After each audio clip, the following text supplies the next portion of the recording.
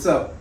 Welcome everybody to the October 76 and What's Next podcast. Me and my boy Lou Maroto here. We going, have a little conversation about what's going on with life. He's retiring soon, Yes, sir. After 25 years of service.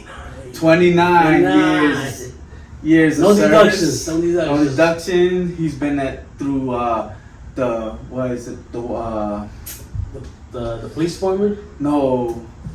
Or different units. When you were in the Marine, Desert Storm, Yeah. 2 tours in Desert Storm while we were going at war. 1990.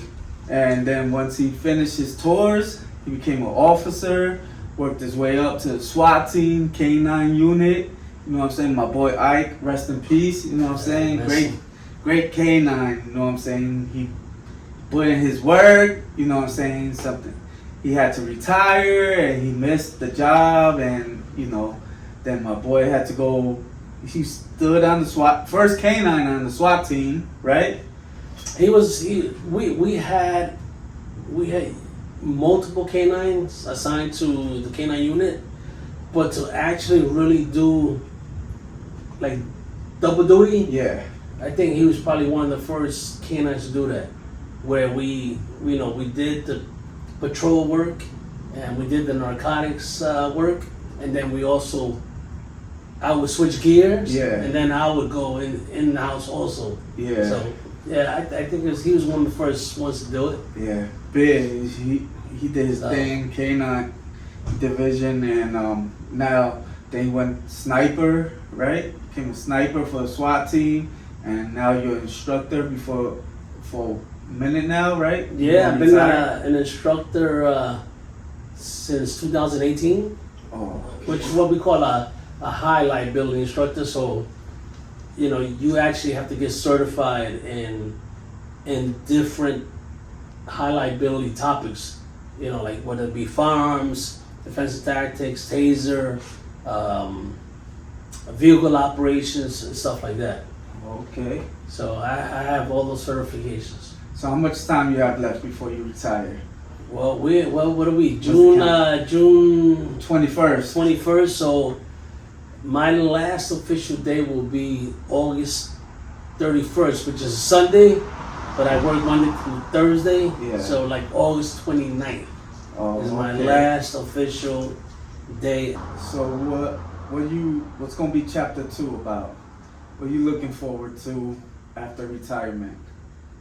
Man, I thought I was gonna try to take a couple of months off and kind of relax and regroup. But for me, there's no regrouping. In 2009, I started my own business. It's called Palm Beach Personal Protection Group and Investigations Agency. You can peep that out at. This is what do they call that? A plug. Yeah. ProtectingPalmBeach.com. You can see my website, all my certifications.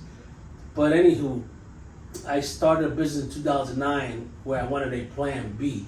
I don't know, for whatever reason, something happened in law enforcement where I would have to resign or leave or whatever, God forbid, that never happened. But I had a plan B, and I had all my certifications. So I do firearms training, and I can fulfill any type of security needs that clients may have. Okay. And I remember you doing some security, detail for fashion shows, jewelry shows. Yes. That was going on in West Palm Beach. Yep. So again, I got my certifications because of all the different classes I've been throughout my career. So I got in Florida, you have to get the Department of Agriculture licenses, right? Security licenses. So I had all my licenses, and I was blessed by a mutual friend, who passed a gig that he had with a very known jewelry diamond company in Palm Beach, and he kind of passed me the job because he was moving on to a different plan B in his life, and I kind of took over it and just ran with it, where I was providing. So I was like the second guy for the main guy. I was the second guy as far as setting up the details, providing the manpower, and then covering and moving merchandise from point A to point B. Oh, okay. So it was fun. It was exciting. You know, it's stuff that you kind of see on TV, and now you're doing it. Yeah. Yeah. Yeah, that's dope. So I see you have what's next. Tell us about a little bit about what's next and what your plans is with what's next. What you see it. What direction do you see what's next going? That's a good question. So what's next? I don't know. I was looking at a lot of different podcasts, right? Yes. Like we all do. And I said, you know what? I want to do the same thing. What does it take for me to do it? So I did a little research, and I was like, okay, now I know what I want to do, but how do I get the equipment? How do I go about getting the equipment? What I do with the equipment, and then what do I call the podcast? And so, you know, out of nowhere, I was like, what's next? Like, what's next in life for you? So I'm like, oh, I'll call it What's Next with Lou Maroto. Because there is a lot of different podcast names with What's Next. But to make it different, I had to put my name on it. And really, it's just a platform that allows people like you, people from all walks of life, to tell a story, whether it be traumatic, whether it be a motivational story, whether it be, you know, any kind of story that someone is willing to listen to, and it may change their life. Oh. That is what Next is all about. All right. So tell us what's some of your highlights from your career, law enforcement. Oh my God, man! I definitely been so blessed because on my last podcast I spoke a little bit about like who am I, right? Which I should have done a long time ago. Yeah. But as far as highlights, again, I worked on a specific sergeant. When I was a brand new rookie, a boot, like we call it in the military, you know, and I met a guy by the name of Danny Sargent. He was a sergeant, and that was his last name. And he took me underneath his wing because he knew that, you know, anyone that he saw that had good work ethics, was disciplined, polite, professional, and he kind of would shape you to becoming a good police officer, an honest police officer. So he took me under his wing. So I started out on patrol like we all do. You got to learn how to handle the calls on the street and be able to communicate, right, with people, which is not easy. Definitely right? ain't. We all know it ain't easy. But everywhere he moved, I kind of moved with him. So I was very blessed to go from like patrol to a team called the Hope Team, which was a bicycle unit. It was like 5 or 6 of us in uniform, shorts, you know, bicycle uniform. Not like a Speedos or nothing like that. But we used to work all the high crime areas. So they called it like, what was it? It's called Hope, High Oriented Police Enforcement Unit. And on bicycles, as you can imagine, we could sneak up on people at night. Yeah. You know, they wouldn't even see us coming. So we would get a lot of guns, a lot of narcotics off the street and stuff like that. And then I just, you know, I kept moving from Hope Team. I went to like a jump out team, narcotics related, to an organized crime section. Then at the same time, I went to SWAT. I didn't just go to SWAT. Yeah, I had to try out. I tried out twice. SWAT, and eventually I got K9. So like I had at one point I had like 2 units at the same time that I was dealing with at the same time. You know, I was managing 2 units at the same time. To me, it was fun because, you know, I loved K9, and then SWAT was my passion. So I did that, and then eventually in 2018, later on down the road, I got the training position. Okay. So those are like my high points in my career. You know, teaching has definitely been one of my better parts of life, because I wanted to make sure the same way information was passed on to me as a young officer, that I pass it down twofold, right? Yeah. Paying it forward to the young officers that were coming on, and make sure that, you know, they're gonna be able to survive the streets. So What would you tell to some up and coming officers that looking to join the force in West Palm Beach or New York or any other state? What would I tell them? One, you have to be patient, right? A lot of us don't have patience, and especially say you come from the military, you've been in a combat environment, you know, a lot of stresses in your life. You got to be able to separate that, your personal life from business life. And the same way, you can't take your business life home because it's going to create problems with the significant other. Yes. So you have to be able to manage your days at work, make those strictly your days at work, and when you're off, you don't think about work. You enjoy that time with your family. If you work overtime, then you work overtime, but you have to make time for yourself to be mentally capable of doing that job for 29, 30 years. So it's tough, Yeah. you know, to balance it, but you know, especially when you work different specialized units. You know, some of those units require you to work late hours in the night. You're not working 9 to 5, you know. Bad dudes, the bad guys ain't working 9 to 5. They working 24/7. Yeah, 24/7, but mostly like, you know, 12 and 11 o'clock at night to 5, 6 in the morning because they know Pope was sleeping. Yeah. Right? So it can be challenging. It can get in the way of your personal life because, you know, your significant other's at home, your wife's at home, and you're out in the clubs trying to take care of business, trying to make deals and make connections to make the case. Yeah. All right. So, once you retire, what's the first thing you want to do? Probably smoke a blunt. I'm keep 100. No, I'm just kidding. Really, just it's gonna be different because I don't have to check in with anybody. I think that's the biggest thing with people that retire is that you're changing your whole time schedule. You know, you're so used to getting up at 6, 7, 8 o'clock, whatever time in the morning. Really, I'm sorry, if you work patrol, you get up at like 3:30 to be there at 4:30. But if you work specialized units, different time schedules, but just not having to check in with anybody. Yeah. So now you get to really do whatever your plan B is. And what's your plan B? Talk to us a little bit about your plan B. And how you gonna achieve it, where you wanna take it.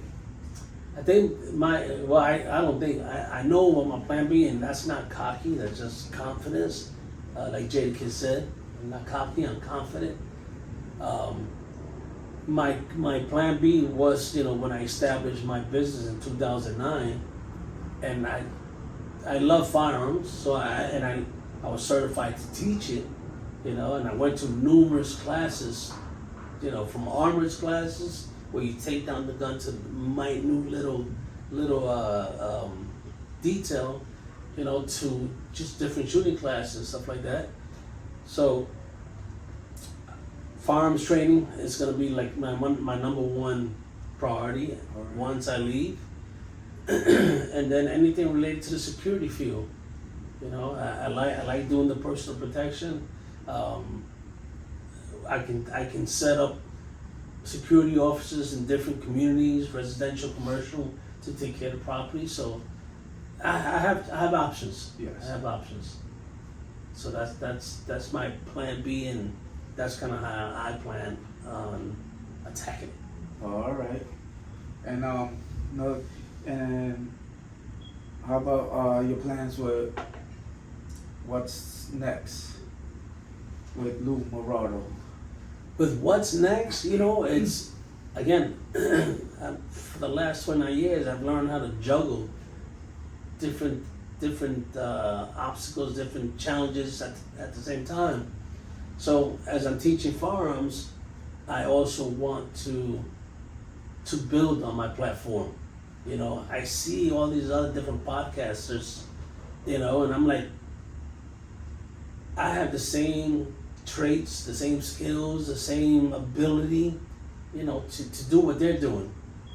I mean, I have the sponsors, you know, the money yet, Yeah, but we all got to start at the bottom, right? definitely. So, you know, and which is what we're doing. We're trying to build a platform up. So I want to definitely build on my platform. What's next? And again, it's an opportunity for people like you, the listener, the viewer, to come on my platform, to come on Harold's platform, October 76, Yes. right? And be able to tell a story. And hopefully when you tell that story, someone may be going through the same scenario that you are, and it might help them. You know, so that's my main objective, and that's where I want to be. You know, we were talking about like layouts before of the room and how we want to set. You know, things always change, so you're constantly moving. Yeah, because I definitely had a plan. I'm like, oh, I want to set this up. I'm gonna order this for when Lou's in town. I'm gonna do this, and then next thing you know, my little cigar table that I usually sit next to, smoke my cigar, drink my little bourbon or my little beer, whatever it is. We're like, you know what? Let's just set up here. Everybody's trying to perfect everything. You just gotta just start, and you know what I'm saying? Everybody wants to show this illusion like everything's perfect, but I'm like, today I decided, I'm like, you know what? I'm just gonna go. I want to just show people how it's gonna get built from the ground up. Everything's not gonna be perfect. 100%. Yeah, as soon as I start getting doing more podcasts, more interviews. You know what I'm saying? Like the first time we did a podcast, my ass was nervous. I didn't know what to ask, how to talk. I was like, yo, quiet. You know what I'm saying? Yeah. But like today, it feels different. You know what I'm saying?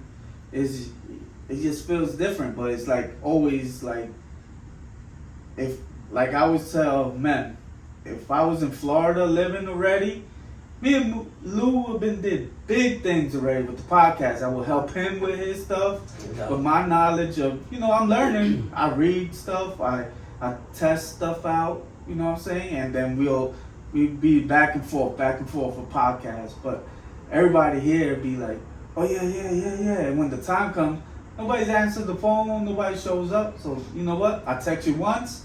You hit me back. Okay, cool. You don't. That's it. It's not my loss. You know what I'm saying? 100%. Don't beat me in the head, and then when the time comes, nobody shows up. So I'm like, fuck that shit. Yeah, you can't like beg people like, yo, come on, and they kind of write you off. And then one day when you make it big, they're gonna be like, oh yo, let me get on the podcast. You be like, nah, you showed me no love when I was breaking my bones and making my bones, you know, and you know, hustling, doing stuff at a little garage. But really, it's not a little garage. This is a perfect spot to do a podcast. Yeah. But you have to start somewhere, and I think some people overthink it. Yeah. I overthink it. You know, you always want to make sure that everything's perfect. We started with a big white table, right? Yeah. And then we were like, yo, let's simplify this. You were like, yo, let's take the table out and let's put just this. We're smoking cigars, having a little drink, and boom. Like we're kicking it. That's it. It's like everybody want to be like, oh yeah, like dude, like we overthink it. Yeah, I always overthink everything. I always be like, yeah, I got this deadline. The deadline comes.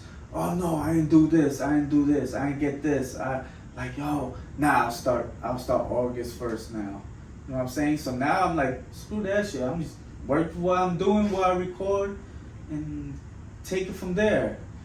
I was listening to a God, who was I listening to? I was listening to a dude. It was this dude built a boat, a yacht. You know, I was watching his podcast the other day. The guy's name was Glenn something. And this guy, in the 70s, built like 100-foot by 40-foot wide yacht. This guy had no training, no experience. Like, literally his first boat, he flew to Taiwan and he bought a boat and he sold it back to the United States with like 6 of his friends, and none of them had any kind of selling experience. You know, and back in the 70s, they didn't have GPS. Nope. You know what I'm saying? They had Lorans, which was still weren't 100% perfect, but you really had to use a compass, a magnetic compass. But he said, you know, he tells his story through life and everything, and he goes, I knew that I wanted to build a boat. There was no way to research it. So he goes, I just built it. And he goes, one day we were all sitting in the pool, chilling, relaxing, and he was still contemplating, like, yo, he had picked the perfect spot to build a boat. And he kept delaying it, like, I'm gonna build it. And one day he just like Forrest Gump, like when he stopped running, like, yo, I'm tired, I'm ready to go home. He said, I'm ready to start building this thing. He got out the pool and started laying chalk lines in this big property that he had bought. And 5 years later, by himself, he built a beautiful ass yacht. It was called Kaleidoscope. Oh yeah. Yeah, it was badass. And he did a lot of runs down from Mexico to like San Diego. That's where the yacht was based out of. It's a deeper story where the cartel kind of gets involved and shit like that. Where they stole this boat, but it was just getting off your ass and doing it. Like, stop overthinking it and just do it. Yeah. So it was a great story. I heard it the other day, and it was like 2-hour story, but it makes you think. Hell yeah. Like, don't procrastinate. Yeah. Just get off your ass and do it. Like, with the podcasting, like, we could still be thinking like, yo, we're gonna do this one day. We're gonna do this one day. But yet, you know, like, you come down to Florida, we do a podcast. I just flew up to New York and I was like, yo, let's do a podcast. And we do it. It may not come 100% perfect, but we're gonna give you the best that we can right now with the equipment that we have. Yep, definitely. So, Give toast. Thank you for flying down for my son's Yes, graduation. we're here for Harold's, Graduation. He graduates tomorrow. He's my son's godfather. Always Very been proud. there. Him and Betsy and the family always been there for me through good, bad. You know what I'm saying? I done messed up before, but you know they let me know, yo, you can't be doing this, and they still had my back. And you know, you can't judge people. can't judge because you don't know what You don't know somebody's what I'm going gonna do through. tomorrow. Yeah, exactly. And I'm gonna need you to be like, yo, I need your help. You know, so you can never judge people. Don't ever judge a book by its cover, like they say. It's true. Yeah. You know what I'm saying? Because there's some people some people are really good people, but just something unfortunate happens in their life. Yeah. You know, and that's life. You're gonna have obstacles. You know, I mean, it depends on how big the obstacle is, but you're gonna have obstacles. But you gotta have a good support system, and no matter whatever you do. I thank you for everything. Nah, you have to thank you. That's family. That's family, man. We always gonna be here for you and your family and Lil Harold and everybody. But yeah, man, it's you gotta get off your ass. If you're thinking about doing something, do it. Yeah. Don't just sit back and Stop waiting for the perfect moment. Ain't no perfect moment. There's The no such perfect thing. moment is as soon as you hit record, or you start running the track, or you start lifting those weights, whatever you want to do. You know what I'm saying? That's the perfect moment. It's the minute you get up off that couch and say screw it and start doing what you say you was gonna do, that's the perfect moment.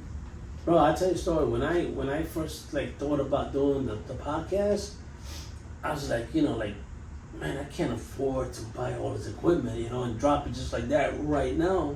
Because, both my kids were in college, Oh yeah, and congratulations for Brian's graduation. Thank you. So your money you have a budget, your money is allocated to make sure your kids are going to succeed in life, and you're going to be able to provide as best you can. And this was more of a side thing, right? Yes. Right now it's a side thing. A lot of people have made millions of dollars of podcasting, but it's not overnight. Nope. So when I first thought about it, I was like, yo, how am I going to buy this equipment? So I started reaching out to people that I knew that were in better positions in life than I was, and I was like, hey, would you be willing to help me out, and would you be willing to sponsor? I need this equipment, I need that, so, and slowly but surely, I thank those that have supported me, in my podcast to purchase the equipment, to have the venue, to be able to do the podcast. You know, they're just constantly supporting. You know, you need people like that in your life that support you. Definitely. You know, but yeah, man, you gotta hustle. It's like that saying in the military where if it was easy, everybody would do it. Yeah. And I constantly say that because I've heard it. You know, I was in the military, so I heard it. But if it was easy, everybody would do it. You know, if it was easy to be a doctor, everybody would be doctors, attorneys. You know, or if you're in the military, special operations or whatever. Nothing in life is easy. You have to bust your ass. You gotta, you know, make your bones and show people like, yo, I worked for this. It wasn't given to me.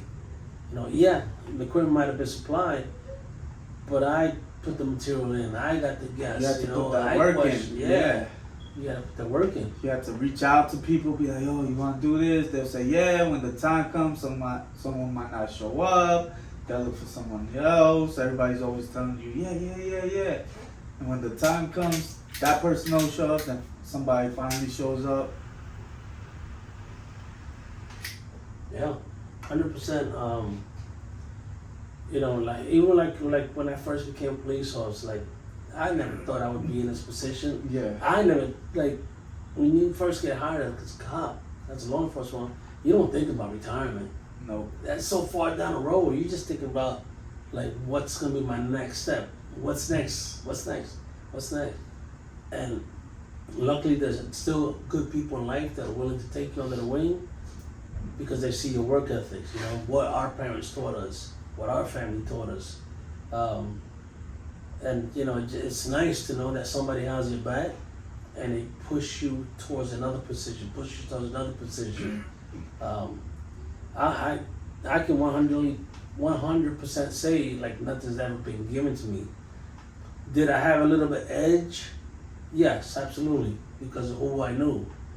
But it was given to me because of my work ethics, because of, you know, and that's not like me ringing my own bell or whatever, but I know I busted my ass. You know, I got plenty of scars on my body to show that, you know, like I bust my ass and everything I did. So I was very proud to be able to serve. You know, like it's kind of weird because I think that some people are born to like serve others. You know what I mean? Like to be a protector. Like that's just in our gene pool, in our blood. Like, you know, for me, I wanted to go in the military.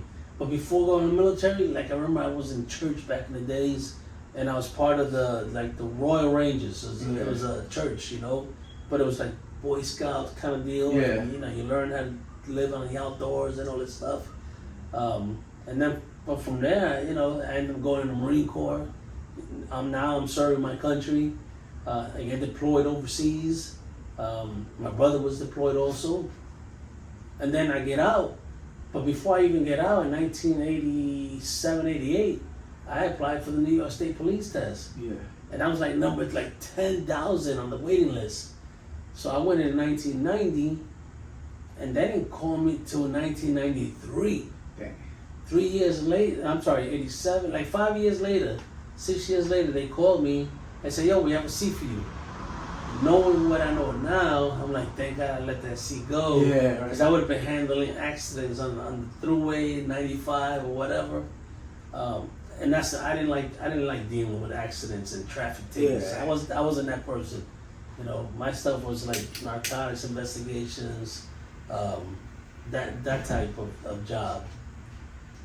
So, but it's been a great career, man. I'm excited that it's coming to an end. Yeah.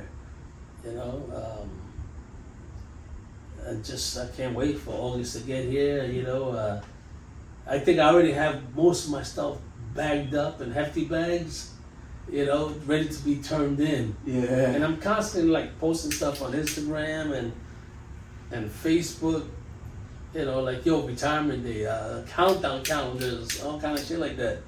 I'm sure people probably tired of seeing it, but keep it moving. Go to another page. You don't want to see it, you know. And again, that's not being arrogant. It's just that's me being me. That's who I am. You know.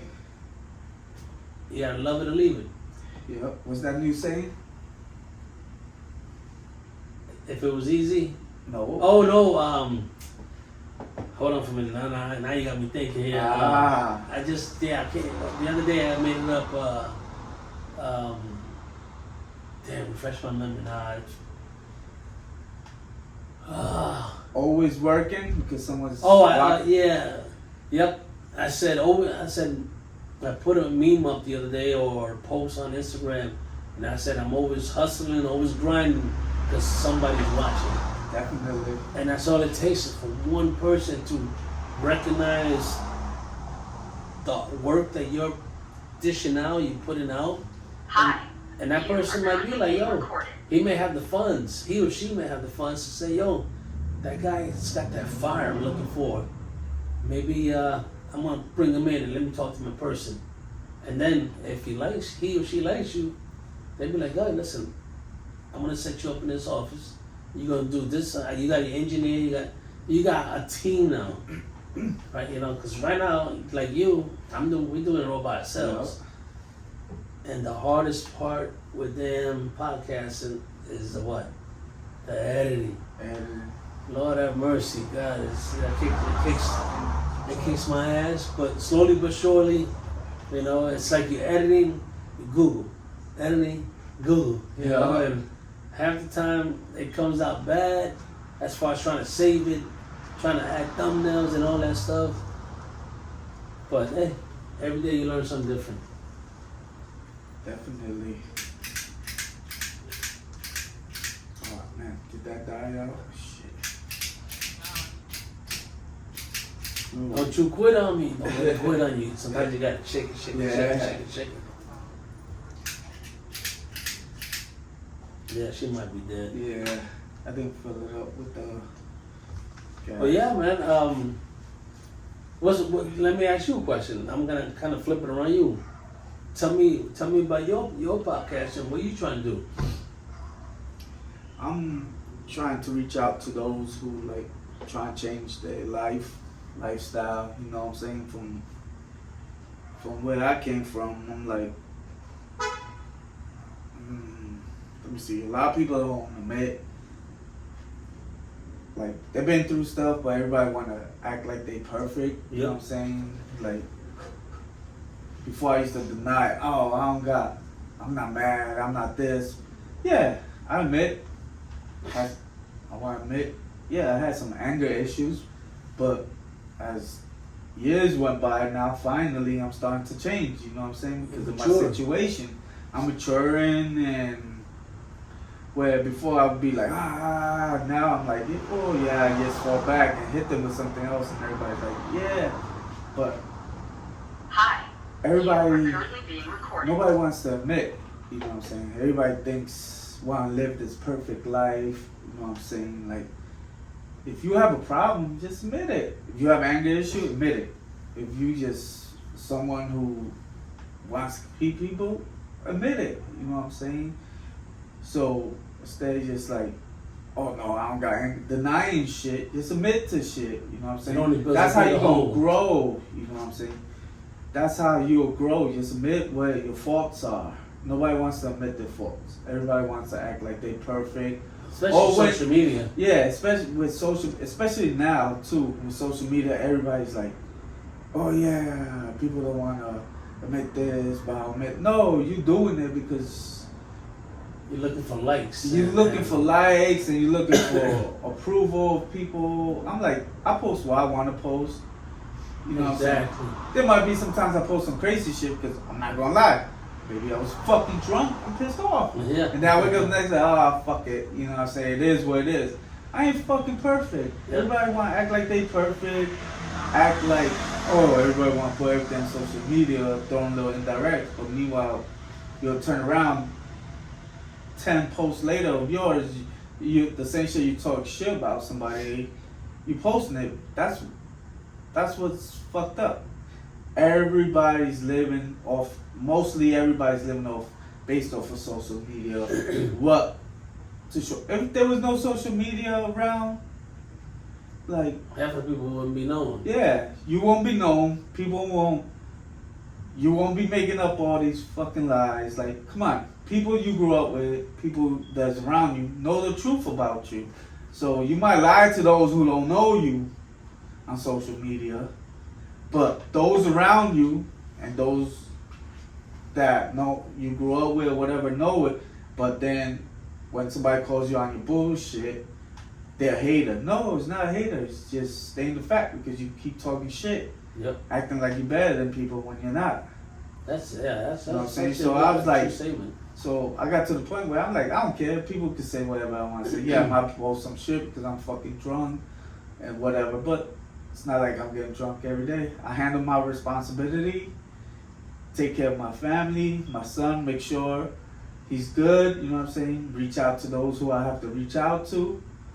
So now I'm like, okay, as I'm growing, I see there's like, it's like everybody wants to live this image, like, Yeah, you have to be perfect. not you just have to be perfect. It's like everybody wants to be street, where probably 90% of the people who want to be street, Not from the street. you're not from the street, you ain't do shit. So, oh, I grew up this and that. Come on. If you're from Yonkers, you went to Catholic school, you lived on New Main Street, and you lived like Park Hill, like, come on. Everybody makes it seem like Yonkers was so bad back in the days. It was good, you know what I'm saying? Don't act like you've been through a struggle when you haven't. Especially going Catholic school like I did and some of these people have gone. But, like, and there is people who went through struggle, they went through their problems, got locked up, come home, and there's not, what's the word? A system to help them grow, you know what I'm saying? Like, to kind of like re-enter yeah, society, re-enter society, in a positive way. Yeah, in a positive way.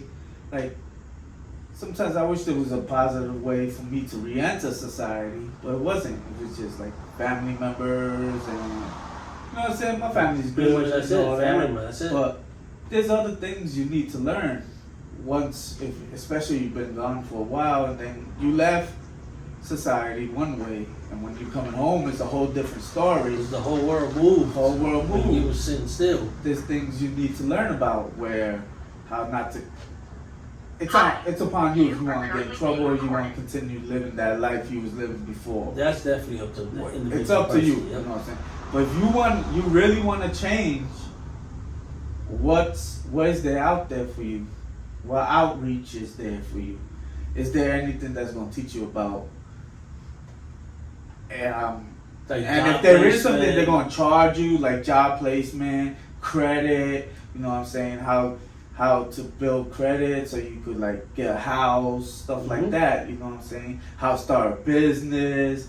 If let's say if you can't get a job, if you know something, if you was in there working out, come home, become a trainer, how you go about that, starting a business, websites, podcasting, you know, design, different stuff. But that's what I'm trying to do. Like change not change it, but teach people how to change. That's what I told 76 about, a lifestyle, helping you get healthy, you know, fitness, business. How'd you come up with that name? October 76, Mm-hmm. like I kept trying to find these fancy names, and I was like, wait.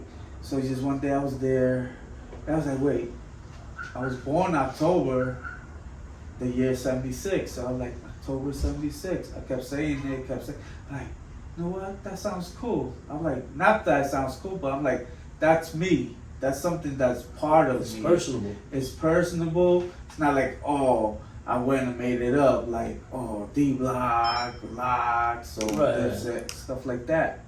So that's what it came about. And one of the things that you said, that everybody's trying to live on a perfect image off of social media. But hey, a lot of, I'm gonna say a lot of people. I think most people, well, let me change that. I'm gonna give you me. Like I post a lot of shit with my family and this and that. but I really have nothing negative to say. So when I post a lot of people say, oh, you should keep your personal life away from like your business site and this and that.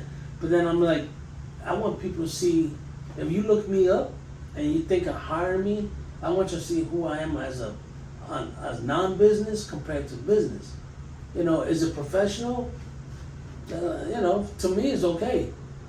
Society has changed compared to where I used to be. Like, yeah, you gotta have a separate website, a separate page for your business, separate page for your personal life, and that.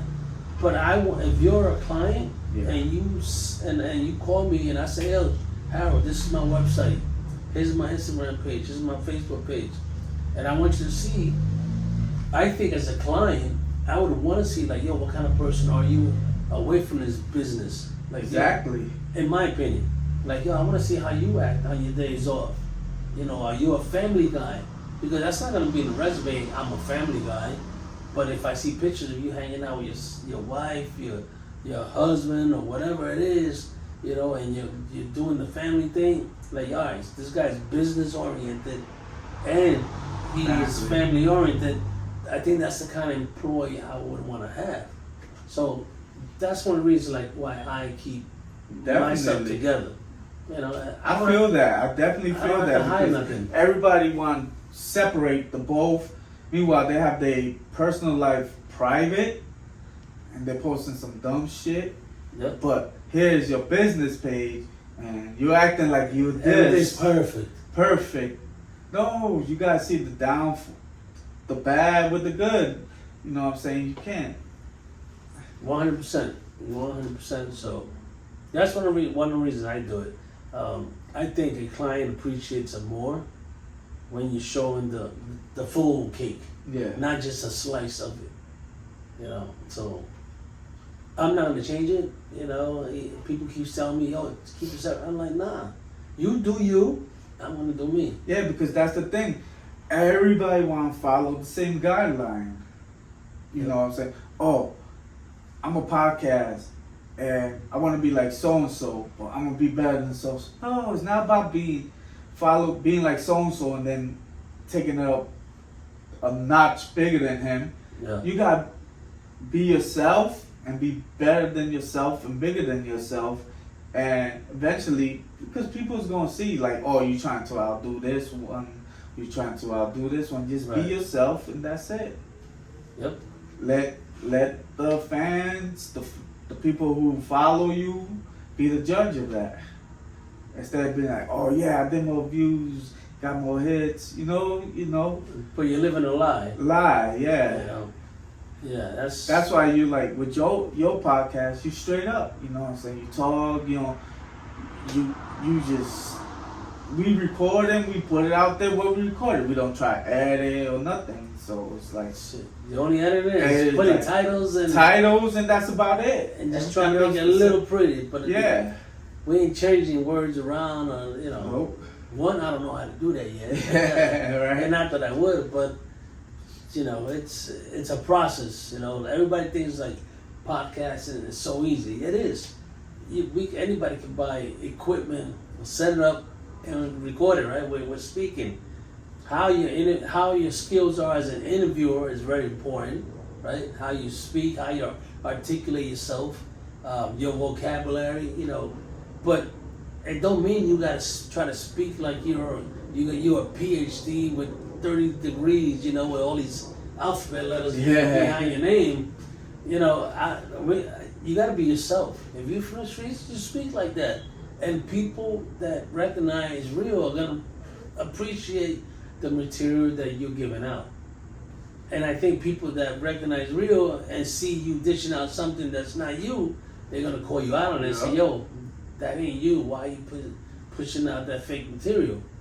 There was something else I was gonna say, man. I lost my train of thought. But it was about being original. Like you said, like everybody's trying to dish out. Like say Joe Rogan, right? One of the biggest podcasters in the U.S. or in the podcasting world. But everybody want to be like Joe. I don't. I want to be Lou Maroto. You know what I'm saying? Now, I can learn some things from the Joes and different podcasters. You know, I can learn things of how to put my material out, but I'm not trying to be them. I'm trying to be me. You know, so I stay humble. You know, if my head gets a little swollen because something good happens, somebody's gonna humble me down. And we all know life can humble you down real quick. But I want to go back to what I just remember what you were talking about, like resources, trying to come back into a normal situation when you get put in an uncomfortable situation. You're right. Sometimes the resources are not there, and I speak on the side of, say, the military. You know, in the military, when you got ready to exit or separate from the service, they did a separation class, but it was a bullshit class. You know, it was more like checking A's, checking the boxes. I checked this equipment in. I saw this dude. I saw the recruiter to see if he wanted me to stay another 4 years or whatever. But it's not a hardcore re-entry in society, because you know, now you kind of like, in a way, you're institutionalized as a military person, right? Regime, yes sir, no sir. Now you re-enter society where people don't speak like that. So like, how do you re-enter society? And then what resources do you have available for me to, like you said, get a job, right? Go off the bat. Because I remember when I got out, man, I was working like 3 jobs, you know, and I collected unemployment. Like it got me in trouble because somebody wasn't paying me on the books. But you know, you have to work the system to the best you can, because you got to feed your family, and the military doesn't give you money, a stipend when you get out. So you have to hustle to feed your wife and I only had 1 child at that time, but it was still rough. So there's got to be better system in place to help you re-enter back into what we call society. Especially for military, when their life on the line for our freedom, you know, it's like they go out there, some go to war like you, and come back to society, like you said, you had to work 3 jobs. There should be something lined up. There should be, especially like coming from military background, be able to go straight to the law enforcement, security, you know, stuff like that. Yeah, it was tough. Now, the only good thing I can say is we have the GI Bill, right? And with the GI Bill, a lot of it's changed since I got separated in 98 and 94 from the military. A lot of it's changed now. I think you can actually pass it down to your children now. You know, where you can say, listen, I'm not going to use this, so I'm going to pass it down to my kids. Use the GI Bill. I believe that's a fact, but don't quote me on it. But when I got out, you had 10 years to use whatever was left balanced. You were given like $10,000 on paper for educational purposes. So I used like 3 off the bat to go to the academy. But then that's it. I never used anything else. So $7,000 just the government just kept. You know, it's not that they're gonna give you cash, but because I was okay, now I got my law enforcement certification, and now any classes that I go to, the department pays for them. So the GI Bill now is just in limbo. And they hope you die or they hope you forget about it. But they're gonna take that money back and reapply to another person that's about to separate. Or another person that just got enlisted, you know? So there's still, I'm a big believer that the system does not work for everybody. And again, mind you, being in law enforcement for 29 years, I know for a fact the system does not work for everybody. And it sucks because it could put you in bad situations, you know. But the only thing I can say is that if you are put in some kind of situation like that, is to speak to people that have been or came from the same position that you're in now. You know, like someone who's been through the same experience. Like, what's your advice? What should I do? What kind of attorney do I need? What are my options? How can I work the GI Bill? Can my kids, you know, like you have to ask questions. You know, you have to ask questions. Even for me right now, retiring from law enforcement, like we don't have a separation class, and that's sad. That's sad that 2024, like you don't have a class to say like, all right, listen, these are your options that you have when you retire. If you need to supplement your pension, right, which works, say for us, it works on the best 3 years of your life of city overtime. Like, how can I if I need to supplement, because the way society is nowadays and real estate and everything, if I need to supplement my income, how do I supplement it? Like, they don't just come out and tell you like, yo, we're gonna have a class and it's an 8-hour class, you're gonna learn option A, B, C, D, E, whatever.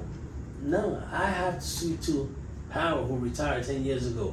I have to speak to Ralph, who retired 5 years ago. And I have to extract information from all these people, and it shouldn't be like that. You know, especially after you, like, again, you serve 28, 29, 30 years, whatever, and you got to figure out the information for yourself. And we have unions, you know, and like everybody else has unions. But sometimes just people that are in those positions are too fucking lazy to put the damn class together. It's not my job. All I can do is continually harp on you. You're the president or whatever the unit. Like, yo, Harold, we need a class. Put a class together. Like, get the right resources to come together and invite all these people that are about to go into this program and give us the options. But they don't do that. You know, and it's to me it's frustrating. Because again, I have to extract that information from other people, which I should. I should just be able to go to a class, take my notepad, and say, okay, if I need to supplement my income, I can do it off of interest. I can take a loan off my accounts or whatever it may be. You know what I'm saying? But it just goes deeper and deeper, man. It ain't easy. It ain't easy. You gotta figure it out, unfortunately, on your own. And you figure that we have learned over the years to make like life easier for ourselves, but we haven't. We keep trying to reinvent the wheel. Right? It still goes in a circle, it still goes round and round, and we keep trying to reinvent it. So, but that's life, man. Definitely is. That's life. So, but you know, I'm blessed. I'm glad I came up here to New York this weekend and celebrating my godson's graduation, changing the subject completely. You know, let's go back into, instead of negativity, positivity. Right? We're gonna celebrate little Harold's graduation. Family's coming over. We're chilling. We're vibing, and let's say, hey, let's do a podcast in the middle of it. And here we are, drinking our,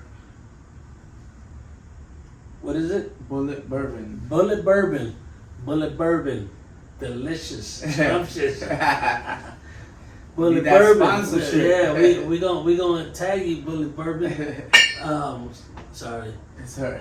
And then we had nice little stogies. Unfortunately, we just stogies from Nicaragua by Doña Elba Don Silvio Reyes, 2012. Yo, and these are smooth too. These nice and smooth. I don't smoke a lot of cigars, but I do enjoy a cigar every so often, and these are smooth. I ain't no pro. I'm just trying to learn about it because, you know, it relaxes me when I smoke one. Sleep like a baby.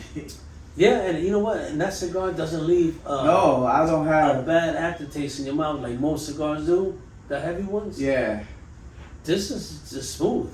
Definitely. It's smooth. And I think that bourbon goes just right with the cigar. Definitely. And we were talking about that, like, yo, how do we find like the right whiskey or bourbon to put together with a cigar? Cigar. I don't know how you picked that one. We were about to go spend like a couple hundred on a bottle of whiskey and another like $50 New York on prices like, on on alcohol. one cigar for each. We've probably been like we would spend like almost $300 on some whiskey Drink and and cigar. some cigars just because of the name. But something told us like I drank this before, and shout out to Diego because he put me onto it. Okay. That's my boy Diego, also my boxing coach. All right. And you know, he no longer lives in New York. He's up there with you guys now, up in Boynton Beach. And I was like, yo, I saw it. I'm like, yo, let's get this. And then something said, let's smoke these cigars out, the ones I have already. Yo, and it hits right. Yeah. We just been sipping on it for the last, I don't know how long. Yeah. Kind of lost track of time. Yeah. But we've been sipping on it. It's smooth. Doesn't go down rough. I keep saying That's something that we're our own worst critics. I know I am my own worst critic, and I know you are. But I gotta stop saying I keep saying So yeah, definitely. Like, this is something still new to me, even though I've done 2 podcasts before. It's something like I was like growing up a very quiet person, ready to fight, but always quiet in the background. So trying to learn something new, how to open up, speak more with people, and crowds and stuff like that. It's definitely has been a task, an obstacle to be able to look at a camera, because there's nobody up there but a machine, a phone or a camera to be able to speak into it. You know what I'm saying? And it's a little learning curve. Yeah. But the more that you do it, the more comfortable you get, just like the news reporters do. Yep. They speak into cameras all day long. So we're slowly getting better. I keep saying fuck. If anybody wants to get a hold of you, how would they get a hold of you? Like, if they want to be a guest in your show. So my email is october76ix@gmail.com, or you can reach out to me on social media, october76ix sorry about that, called brain freeze, at october76ix on Instagram, X, which used to be Twitter, Facebook, all the social medias is the same. Right. Good. And how about you? Yeah, if you need to get a hold of me for some firearms training, go to protectingpalmbeach.com. You can look at my website. Always vet your instructor. A lot of people don't do that. They sign up for these classes and they just go, and spend a certain amount of money and they don't get the proper instruction. Vet your instructor. Make sure your instructor's experienced. Make sure your instructor's certified and has the qualifications to be able to teach you how to properly shoot, own, and maintain a firearm. For security services, same website, protectingpalmbeach.com. You can go to Instagram at PBP Protection. Or you can just type in Lou Maroto and it'll pop up. Same thing as Facebook, Lou Maroto, and all my, you'll see my stuff is public. It's not private. You don't need to request permission to get, on the site or whatever. I'm not there yet, and I think even if I got to a point, I wouldn't change it. I'd leave myself open because I would want to communicate from the biggest person to the lowest person, man, because everybody has something to say, and what they say is important to me. Yeah. So, I think we good. We good. I think we got our point across.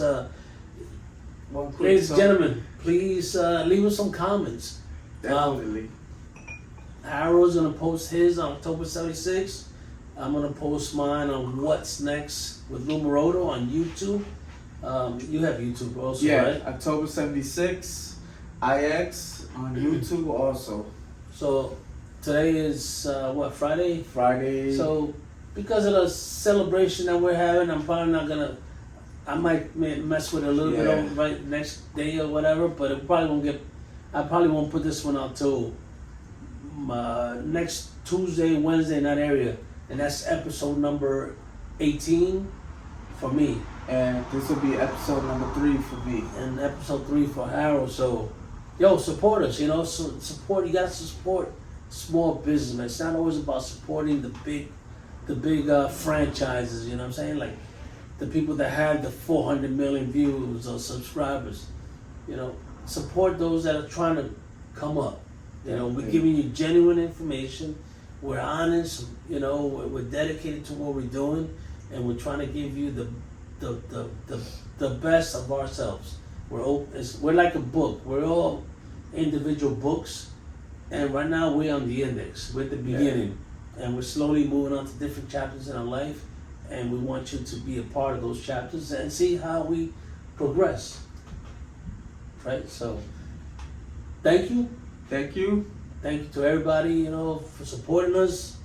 Tuning in, watching us, and thank you for everything, and have a great night. We'll see you guys next time.